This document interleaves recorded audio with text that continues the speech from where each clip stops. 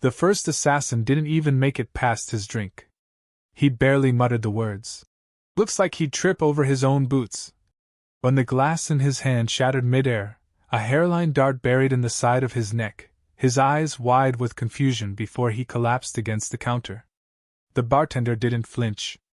He just kept wiping the same spot on the counter, as if the body now slumped over it was no more annoying than a spilled beer. The Los Nine wasn't the kind of place people came to find peace. It was the kind of place people came when peace was no longer an option. Barren red rocks, broken mines, bitter winds that howled like they remembered better days. The bar, tucked between a scrap vendor and a broken oxygen pump, had no name. Everyone just called it the place with the human. And that was usually enough to keep the worst trouble out. Usually. Cal was old. Not elderly, just that kind of old where the bones knew more than the mouth was willing to admit. He had silver in his beard and shadows under his eyes. Moved like someone who had nowhere urgent to be. Wore the same dusty coat every day. Some people thought he was slow in the head. Others thought he'd seen too much and decided silence was safer. Everyone agreed on one thing, though: he wasn't from around here. And that meant trouble would find him eventually.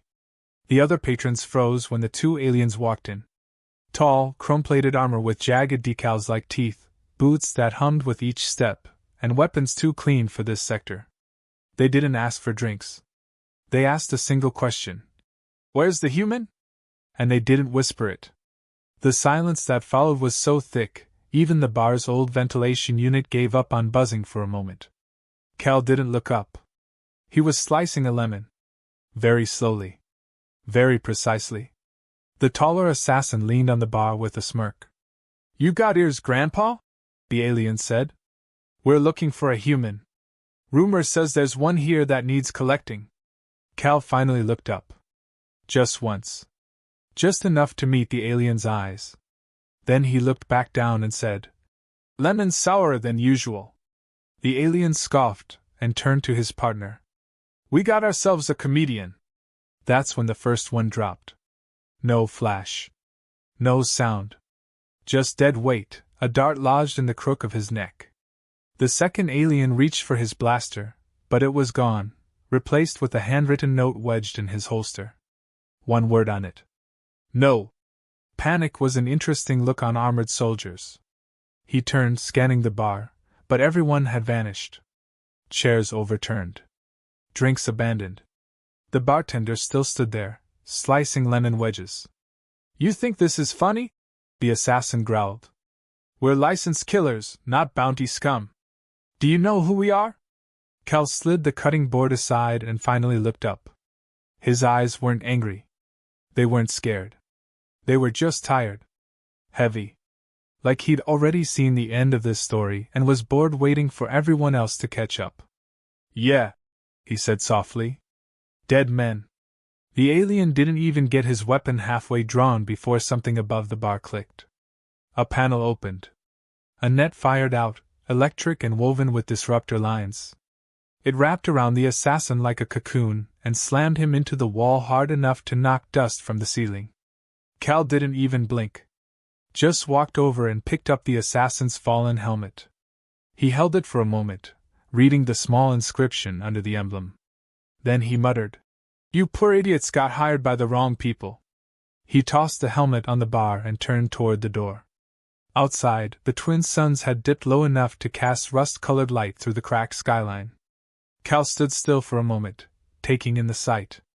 His fingers twitched near his coat pocket, where something glinted silver, just barely visible. A piece of metal. Bent. Old. Carved with 5 letters, ruin.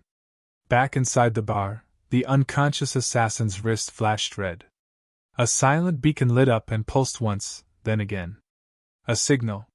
Summoning backup. Cal turned as he heard it. A soft beep. A low frequency meant to go unnoticed. He shook his head, sighed, and locked the door behind him. Then he slid a chair in front of it and pinned it down with a bolt from the wall. Not that it would stop them.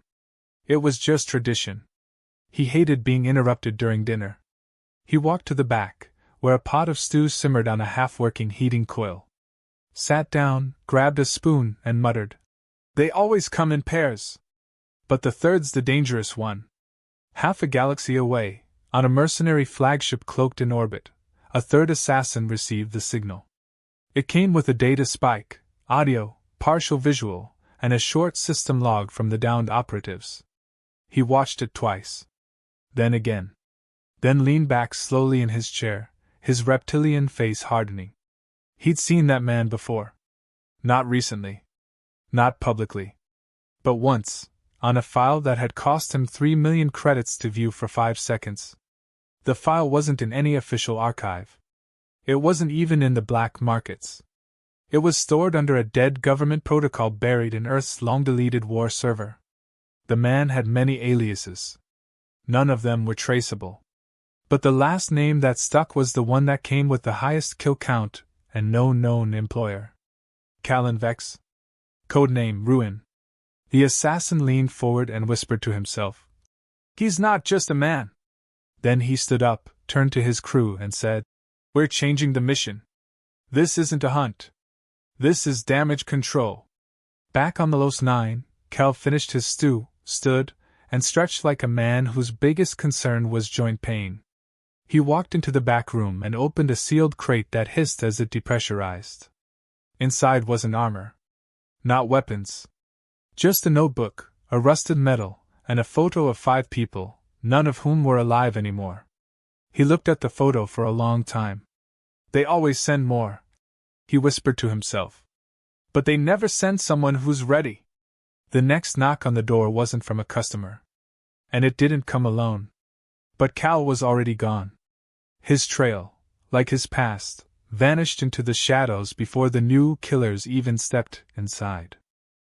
The sky above the Los 9 dimmed to a deep crimson as the third assassin's ship breached the atmosphere, silent as a shadow, cloaked in thermostatic. It landed behind a cluster of abandoned ore rigs, long rusted over and forgotten by the miners who'd bled this planet dry. The assassin stepped out alone, no entourage, no show of force. He didn't need it. His name wasn't known in crowded halls or bounty ledgers. But in quiet whispers, in the kind of corners where professionals traded horror stories, he was called Scarron. He was the cleaner, the last call, the man sent not to kill but to erase. Cal was now his assignment. Or more precisely, what was left of the mess the first 2 had made. Scarron knelt beside the burned remains of the bar. The building was still standing, but scorched, gutted by fire, and clearly booby-trapped. A false distress beacon had lured in a salvage drone earlier that day. It flew in. It didn't fly out. Its parts were scattered in a 50-meter radius like warning flags. Scarron didn't need sensors to know what had happened. Cal had expected visitors. The beacon had been bait. And the drone had confirmed something vital. Cal wasn't hiding. He was hunting.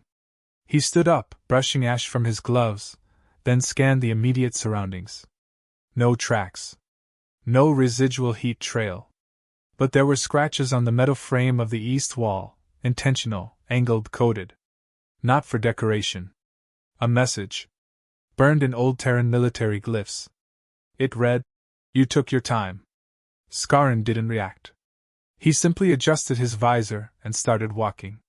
Meanwhile, Cal stood at the edge of the Los Wilds, staring into a place most locals refused to enter without a full combat rig and a death wish.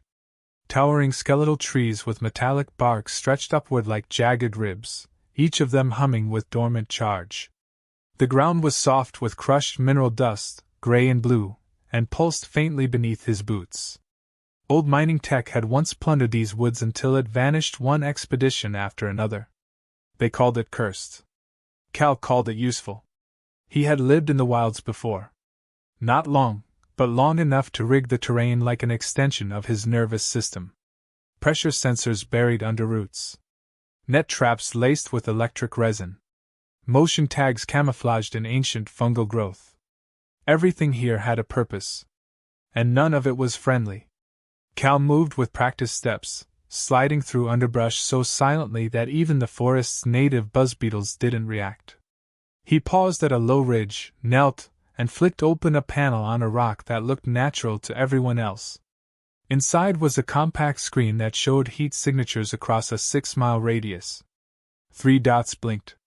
2 were close to the mining district. 1 was moving fast, slicing through terrain with alarming precision. That one made Cal frown. It wasn't random. It was someone who knew how to track. Someone who read landscapes the way Cal read faces. Not many had that skill. He remembered only a few names. And one of them had been on a kill list Cal thought was closed. Scarron was good. Too good. Which meant this would take more than booby traps and clever positioning. It would take a memory. One that Cal didn't like to revisit. Back on the trail, Scarron stopped near a fallen structure, a rusted drilling tower, and looked down. There were no tracks in the dust. None at all. That was the first sign. The second came when he noticed a perfectly straight line of ants circling a patch of ground. Ants never circled. Not like that. Unless they were avoiding something. He took a step back, slowly, and examined the terrain again. He picked up a small rock and tossed it toward the center of the clearing. The moment it landed, a dozen vines shot upward, not real vines but hyper-thin reactive wires disguised to look like local flora. They snapped together midair, forming a net laced with explosive barbs. The rock was shredded instantly. Scarron smiled. "Clever bastard," he muttered. He adjusted his route and circled left, careful not to trip any of the sensors he now knew to expect. The forest began to change. Trees were spaced farther apart. The hum in the air thickened. Light bent strangely, almost as if refusing to touch the ground. This wasn't just rigged. It was shaped. Controlled. Someone had spent time training this wilderness to act like a soldier. Scarron remembered stories from his earliest contracts. Rumors of a human division that didn't just operate behind enemy lines, they erased them. They used terrain like weapons. Used silence like a scream. He hadn't believed it then. Now he wasn't so sure. Ahead, a campfire flickered in a small hollow between 2 shale cliffs. A kettle hung over it, steaming. There were 2 cups. One full, one half empty. A chair stood near the fire, back to the path. Empty. Scarron froze. Then he spotted the boot print, deliberately placed, facing him, toes angled outward, shallow enough to say one thing: this was bait. He didn't approach the fire. He ducked behind a boulder, scanned the air, and activated his drone scout. It zipped forward, cloaked. Then it sparked. Twitched. Fell to the ground smoking. Cal had deployed a kinetic wave trap, tuned to frequency disruptors. Scarron didn't bother hiding his annoyance. He stepped out into the open and said, "Enough games, Vex. If I wanted your corpse, I'd already have it. But someone paid high for a message, not a body. And I've come to deliver it." The trees whispered. The wind shifted. Then Cal's voice echoed from somewhere nearby, calm and tired. "You always talk too much." Then silence. Scarron drew his blade slowly. Not plasma. Not rail. A blade. He remembered what kind of fight this was. He waited, listening, feeling the weight of the forest's gaze. And then a shadow moved behind him. He turned just in time to parry a strike that wasn't meant to kill. It was meant to measure. Cal stood before him, unarmored, dressed in that same worn coat, holding a curved blade forged from the low steel, reclaimed tech metal that hummed faintly with residual energy. His stance was casual. Relaxed. But his eyes burned with the clarity of someone who'd buried every man who came before this moment. Scarron lowered his blade slightly. "You really are still alive?" Cal tilted his head. "You came all this way just to confirm a rumor?" Scarron grinned, but it faded quickly. "They're building something. Bigger than the directive. Old flags rising. Human tech in alien hands. They wanted you gone. But if you're still breathing, maybe it's time the galaxy remembered who you were." Cal didn't blink. "They'll remember. Just not the way they hope." Then the forest lit up. Behind Scarron, 5 cloaked figures moved through the trees. They were not Cal's. And they weren't mercenaries. They were faster. Heavily armed. Paid to clean up both of them. The fire flickered behind them as the trap snapped shut. Cal hadn't lured Scarron into a death zone. He'd lured an army. And now either of them had a choice. The past had found them both. And it was hungry. The first of the cloaked figures moved fast, faster than even Scarron had anticipated. They weren't simple killers. Their formation was fluid, cutting through brush and shifting between trees like shadows that had learned to kill.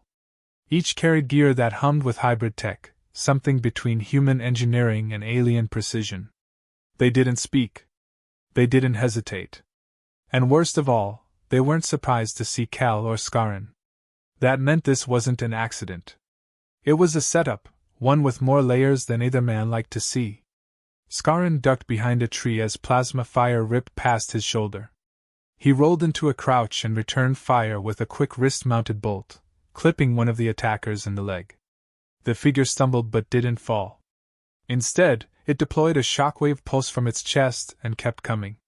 Cal didn't move at first. He stood still, eyes scanning, calculating. He wasn't looking at the attackers. He was watching the terrain. The cliffs around them formed a shallow funnel.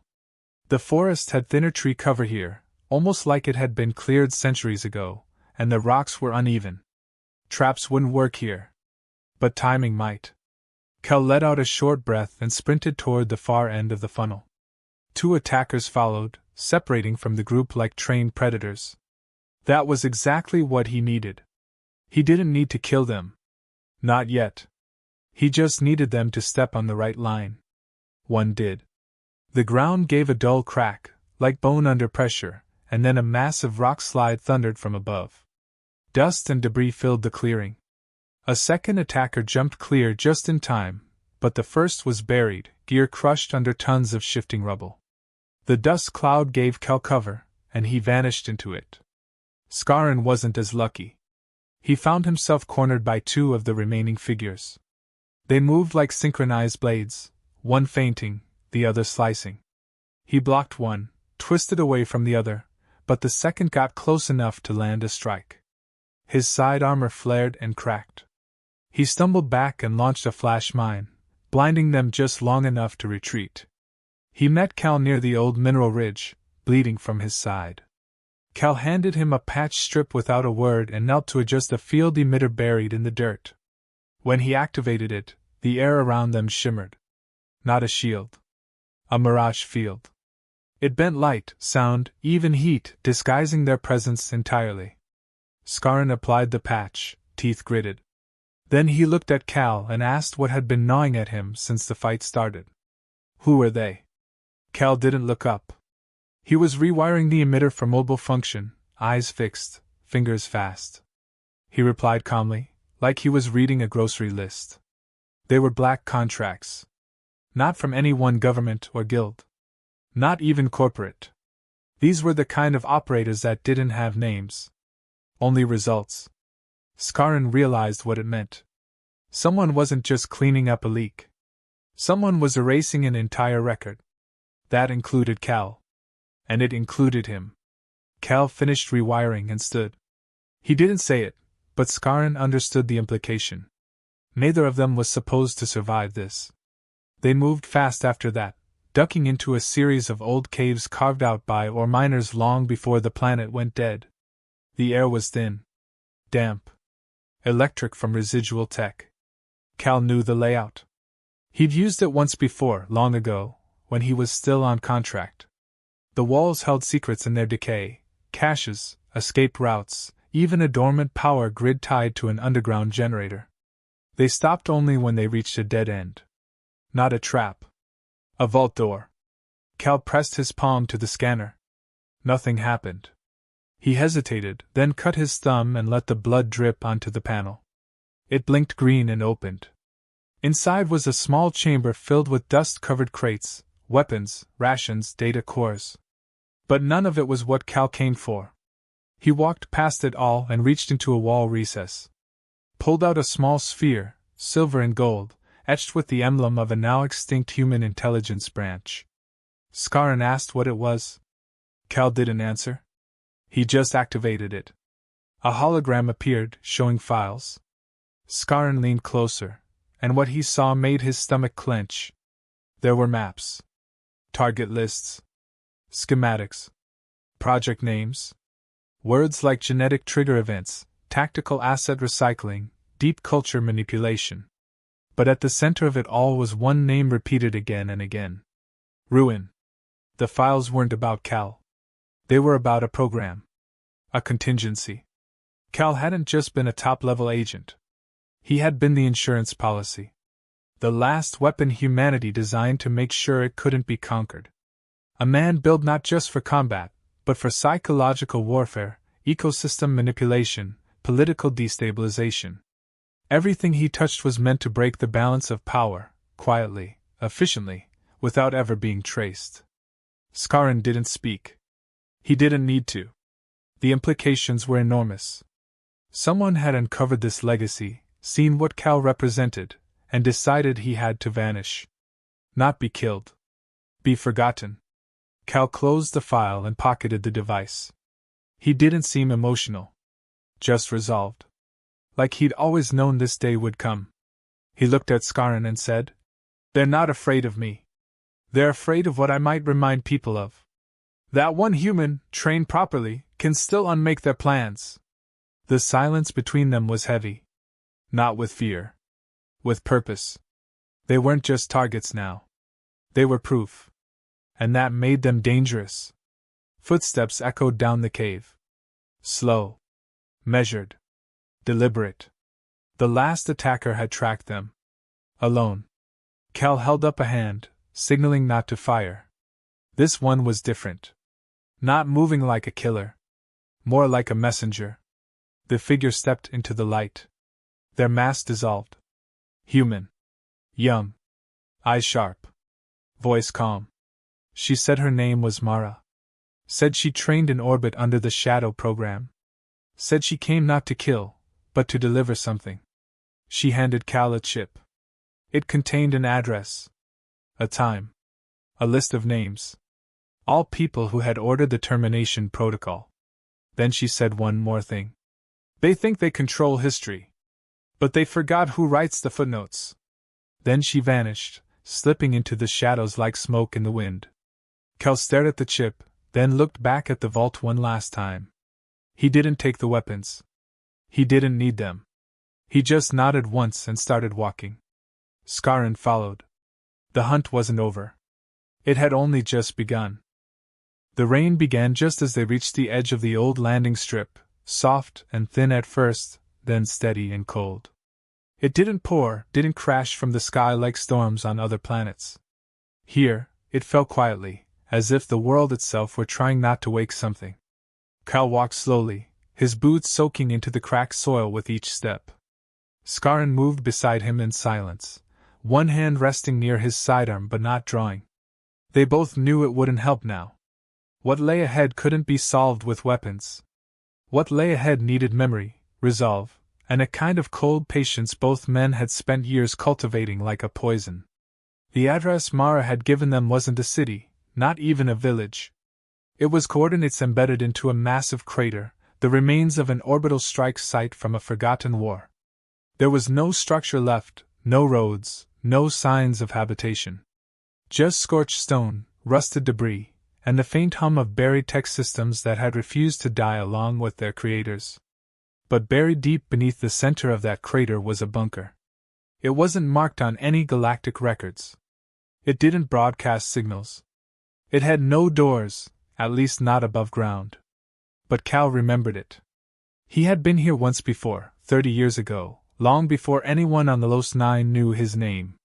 Back then, he had arrived in full gear, part of a sanctioned operation to eliminate a rogue AI designed to rewrite human identity patterns across entire systems.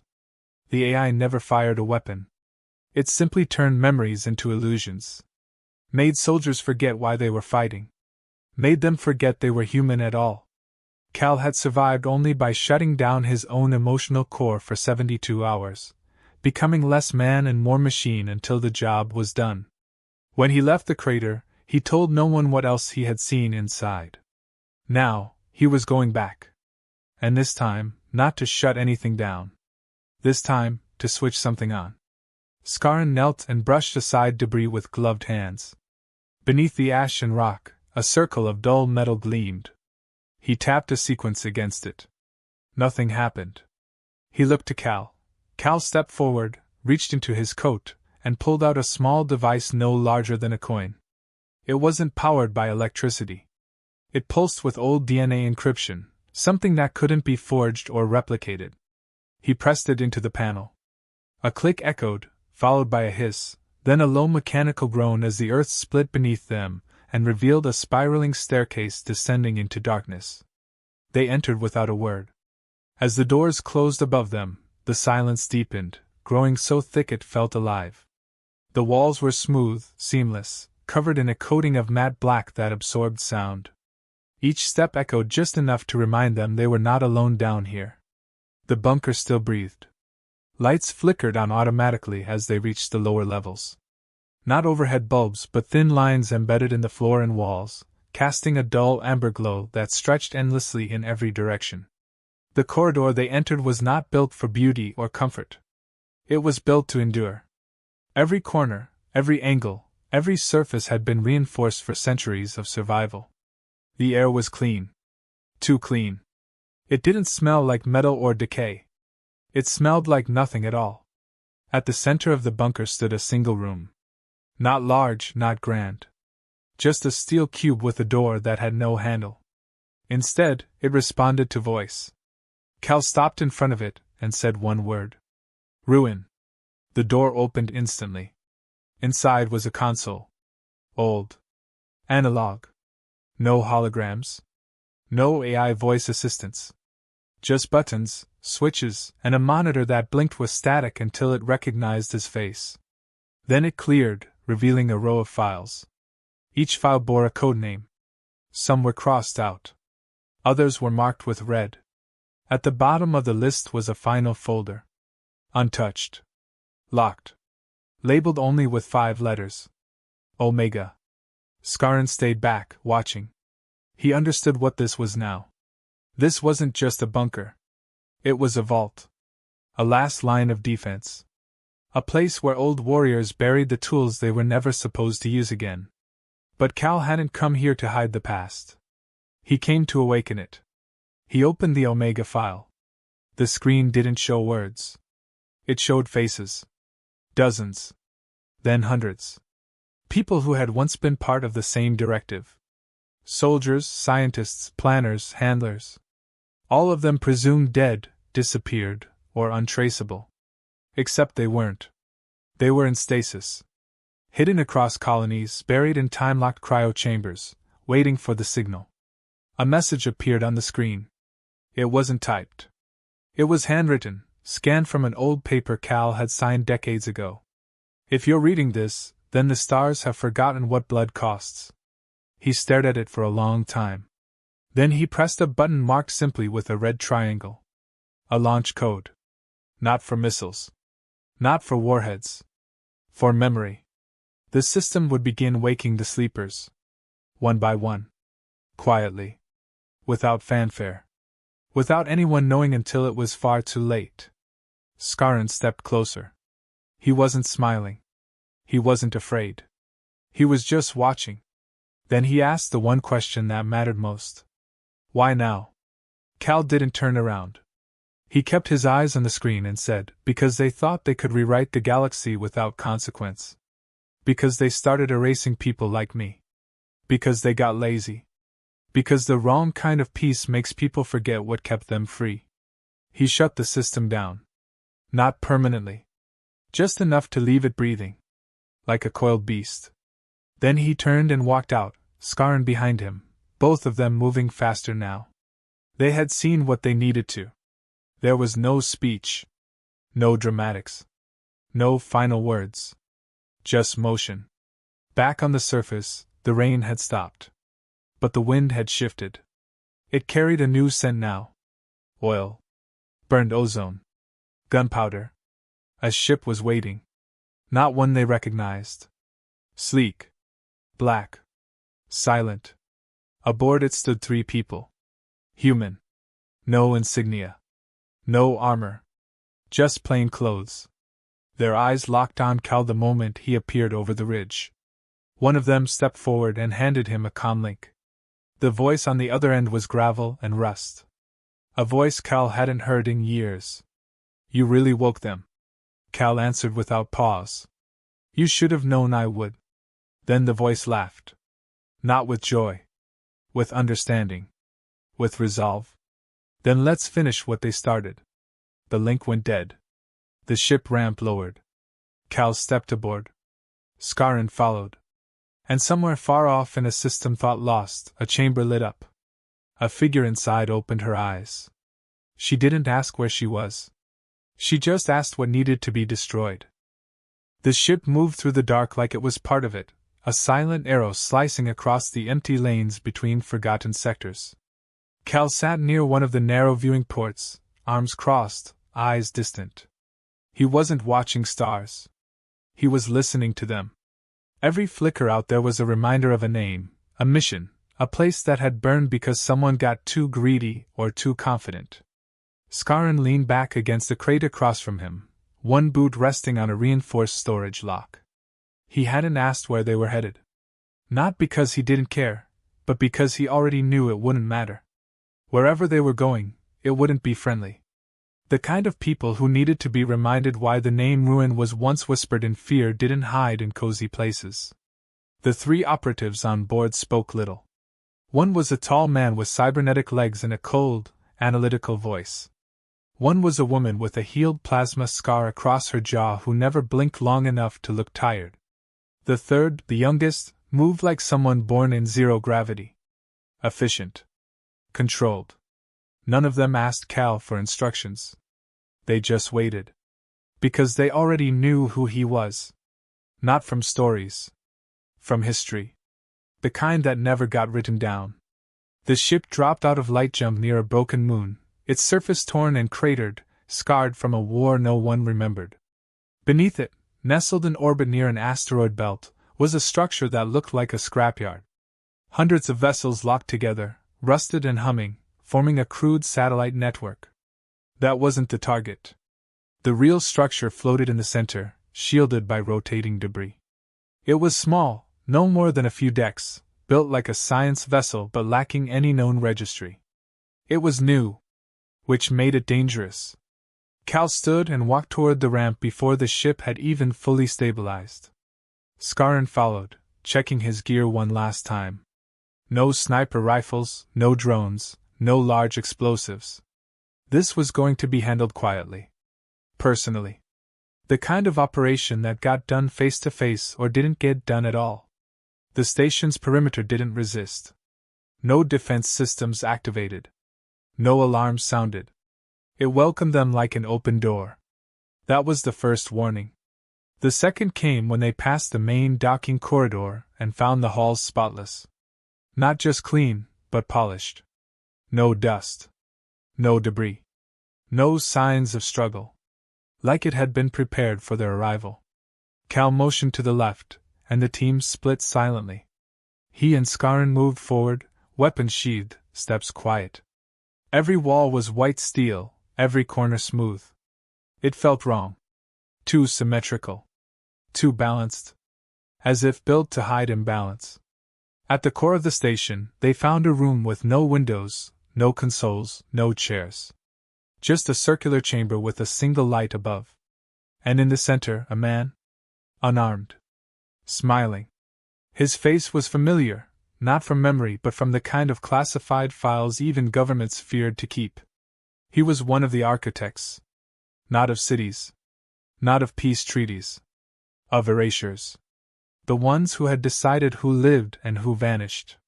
He had gone by many names, but to Cal, he had only one. The Cleaner. He raised his hands in mock surrender, and spoke with the calmness of someone who had already placed his bets. He said they were too late. That the directive Cal once belonged to had already been rewritten, digitized, repackaged, and sold to the highest bidders. That a new age had begun. Not of wars, but of silence. Of control without fire. Influence without blood. And that Cal was a relic, a ghost from a world that no longer needed him. Cal said nothing. He walked forward slowly, stopping just a few feet away. He looked at the man for a long time. Then he asked one question. What did you do with them?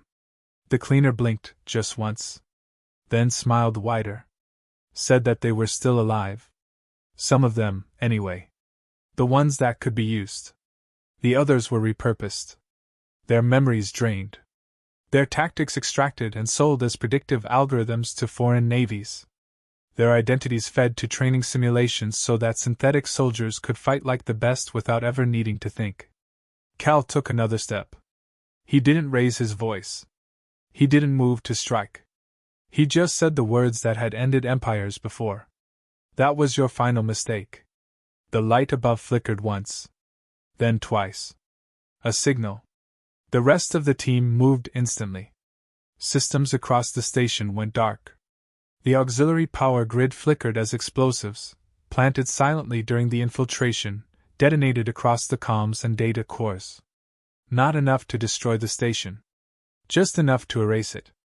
The cleaner's smug expression didn't vanish, but his posture shifted. He asked what Cal hoped to accomplish. The data was already spread. The project lived beyond this place. Skarin stepped into the light and tossed something at the cleaner's feet. A small black cube, dented and pulsing. It was a relay node. The kind used to bounce secure transmissions off deep space satellites. Cal said it simply. We've been listening for weeks. The man's expression finally changed. You sent us the invitation, Cal added. All we had to do was accept it.